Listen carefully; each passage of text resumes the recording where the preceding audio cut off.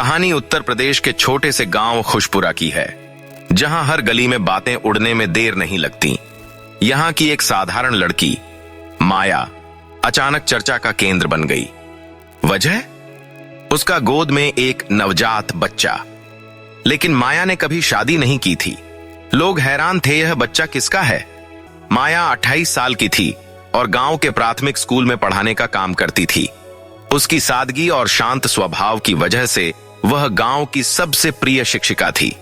माया के माता पिता नहीं थे, वह अकेली थी और अपनी मेहनत से अपनी जिंदगी जी रही थी।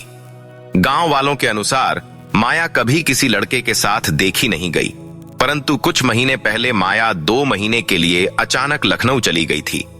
लौटने के बाद वह थोड़ी अलग सी लगने लगी। उसकी आंखों में उदासी थी और वह पहले से ज्यादा चुपचाप रहने लगी। एक दिन अचानक गांव में खबर फैल गई कि माया के घर से बच्चे के रोने की आवाजें आ रही हैं।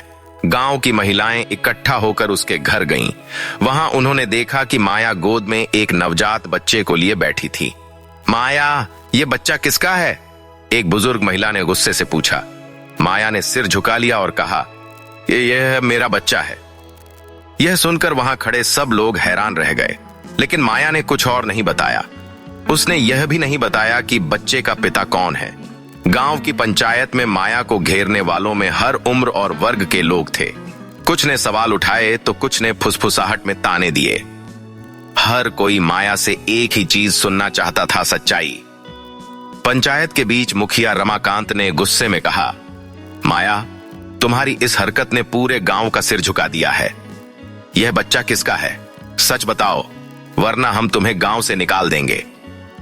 माया ने आंसुओं को अपने भीतर समेटते हुए बेहद शांत स्वर में जवाब दिया, यह बच्चा मेरा है और इसे पालने के लिए मुझे किसी की जरूरत नहीं। पंचायत में मौजूद महिलाओं में से एक, जो मुखिया की बहन थी, तीखे स्वर में बोली, लेकिन बिना मर्द के बच्चा कैसे हो सकता है? क्या तूने कोई पाप किया है? माया ने इस बार आंखें उठाकर सबकी ओर देखा और कहा, पाप या पुण्य का फैसला करने वाले आप कौन होते हैं? मेरे जीवन के फैसले मैंने खुद लिखे हैं। यह बच्चा मेरी जिम्मेदारी है और यह मेरा आखिरी जवाब है। गांव का माहौल बदलता है। माया के इस जवाब से पंचायत का माहौल गर्म हो गया। कुछ पुरुष अपनी कुर्सियों पर उठ खड़े हुए और जोर जोर से माया के खिलाफ चिल्लाने लगे, ऐसी औरत को गांव में रखने का कोई हक नहीं।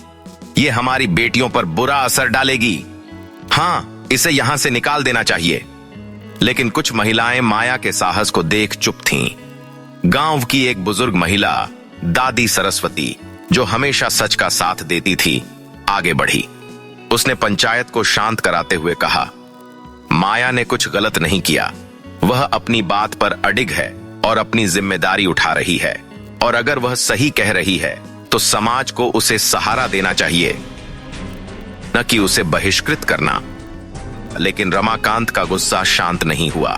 वह जानता था कि माया को गांव से निकालना आसान नहीं होगा। उसने पंचायत को अपने पक्ष में करने के लिए झूठ फैलाना शुरू कर दिया। मैंने खुद माया को लखनऊ में कई बार एक लड़के के साथ देखा है। यह बच्चा उसी का है। यह औरत झूठ बोल रही है। हमें इसे यहां नहीं रखना चाहिए।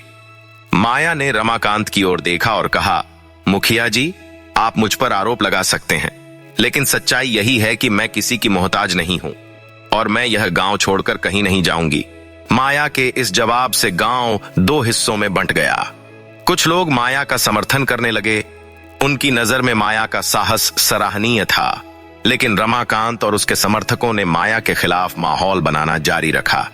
माया का जीवन अब और कठिन हो गया। उसके घर के बाहर लोग गालियां देकर गुजरते।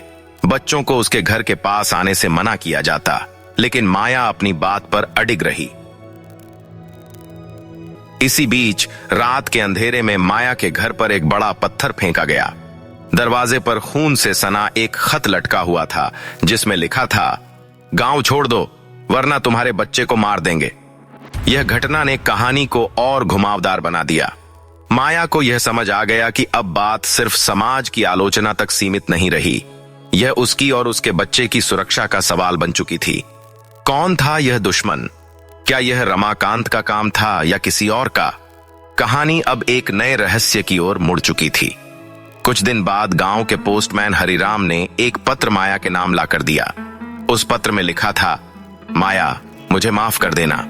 मैंने तुम्हें और हमारे बच्चे को पहचानने की हिम्मत नहीं की। मैं समाज के डर से पीछे हट गया, लेकिन तुमने जो साहस दिखाया है वह अद्भुत है। मेरा नाम किसी को मत बताना। मैं हमेशा तुम्हारे साथ हूं, लेकिन पर्दे के पीछे। तुम्हारा आर्यन। यह पत्र मुखिया रमाकांत के छोटे भाई आर्यन का था, जो एक डॉक्टर था और लखनऊ में काम करता था। यह सुनकर रमाकांत गुस्से से पागल हो गया। सच्चाई का खुलासा गांव की एक महिला, जो माया की सहेली थी, ने धीरे धीरे सच्चाई उजागर की।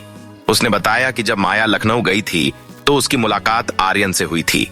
आर्यन ने माया की सादगी और ईमानदारी से प्रभावित होकर उससे प्यार किया। लेकिन जब माया गर्भवती हुई तो आर्यन समाज के डर से माया को छोड़कर भाग गया। माया ने तब एक साहसिक फैसला लिया। उसने न केवल बच्चे को जन्म देने का फैसला किया, बल्कि बिना किसी पुरुष पर निर्भर हुए उसे अकेले पालने की ठान ली। धीरे धीरे गांव वालों ने माया की बहादुरी को समझा। मुखिया रमाकांत ने भी अपनी गलती मानी और माया से माफी मांगी। माया ने अपने जीवन की नई शुरुआत की। अपने बच्चे के धी को पढ़ाया लिखाया और उसे आत्मनिर्भर बनाया। कहानी यह सिखाती है कि समाज चाहे कितना भी ताने मारे, एक मां का साहस किसी भी बाधा को पार कर सकता है। माया ने दिखा दिया कि जीवन में खुद के निर्णय सबसे महत्वपूर्ण होते हैं।